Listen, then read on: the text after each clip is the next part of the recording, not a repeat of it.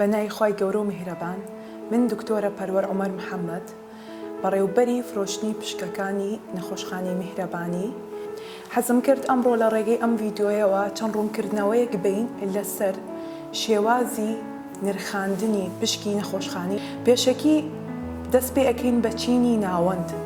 چینی ناوەند چینێکە ئەکەوێتە نێوان چینی سەرمایهدار و چینی کرێکار. ئەم چینە بە بزوێنەری ئابووری دادەنرێت لە هەموو وڵاتە گەشە سندووەکان و ئەم چینە وای کردووە کە ئابووری وڵاتە گەشە سندووەکانی گەیاندۆتە لووتکە. گرنگترین سیفەتی ئەم چینە ئەوەیە کە دەخلێکی مەحدودیان هەیە ماگانە، نە زۆر زۆرە نە زۆر کەمە، نابێتە هۆی ئەوەی کە لیان ببڕێ و چینێکی زۆر چست و چالاکن. چینێکن بەشداری لە بواری بازرگانی ئەکەن لە شێوەی پڕۆژەی بازرگانی بچووک و هەروەها ئەم چینە گرنگترین چینن کە ئەبنە هاندانی چینی خوار خۆیان بۆ ئەوەی کە بەشداری بکەن و هەروەها ئەم چینە هاندەری چینی خوار خۆیانن کەوا ئەکەن جموجۆڵێکی زۆر لە ئابوورین لە گەشەسەندنی پیشەسازی و بەرهێنان لە وڵاتەیە دروست بێت.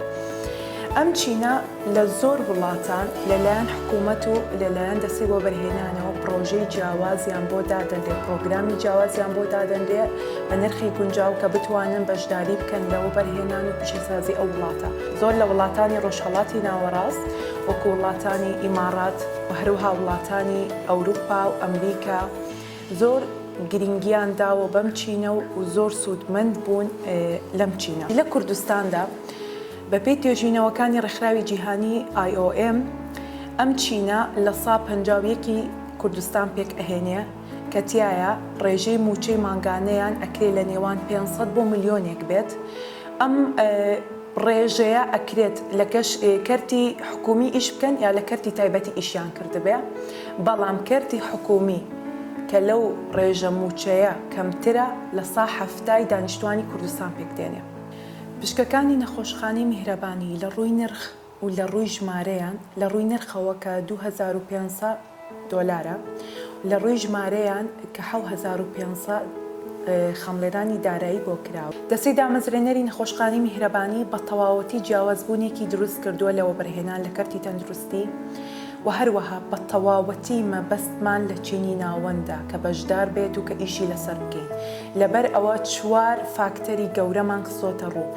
یەکەم کە ئەکات کەوای کردووە جیاوازیەکی زۆر لە پڕۆژەکەی ئێمە هەبێ بە بەراوردکردن لە پڕۆژەکانی تر. یەکەم شت ئێمە investment diversification کە پێ وترێ هەمە چەشنی لە وەبەرهێنان دوو جۆر پشکمان پێشکەشی خاوەن پشکان کردووە. یەکەمیان پشکی خێرخوازیە، دووهەمیان پشکی ئیستثماریە کە نرخی هەردوو پشکەکە وەکو یەکە، بەڵام جیاوازیان لەوەیە کە خەیرێکە بێ قازانجە بەڵام مامەڵەی بازرگانیشی پێوە ناکرێ، بەڵام پشکی ئیستثمارێکە قازانجی هەیە و قازانجی ساڵانەیە.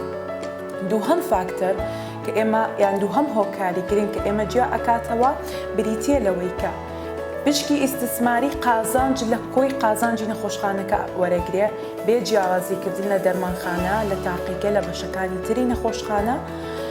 سێهەم فاکتەر ئەوەیە ئێمە پلانی گەشەسەندنی 5 ساڵ بۆ نەخۆشخانەی میهرەبانی دانراوە بە تەواو جیاوازیکردن و هەروەها پلانی خزمەتگوزاری جیاواز و بیمەی تەندروستی کەوا ئەکات ئێمە دائیمەن ئاگاداری ئەو گەشەسەندنە بین لە ساڵی یەکەمی خستنەکاری نەخۆشخانەکە هەتا 5 ساڵ دوای ئەوە کەوا ئەکات بە تەواوەتی نرخی پشکەکانی نەخۆشخانەکە لە گەشەسەندندا بێت و مزداقیەتی نەخۆشخانەکەش لە ناو خەڵکە بەرەو باشتر و باشترین بڕوە. بەڕێزان، خاڵێک کە زۆر گرنگە ئاماژەی پێ بکەم وەکو کەسێک لە بواری ئابووری زۆر گرنگە بزانی کە چی وەبەرهێنان لە چی بوارێکە ئەکەی.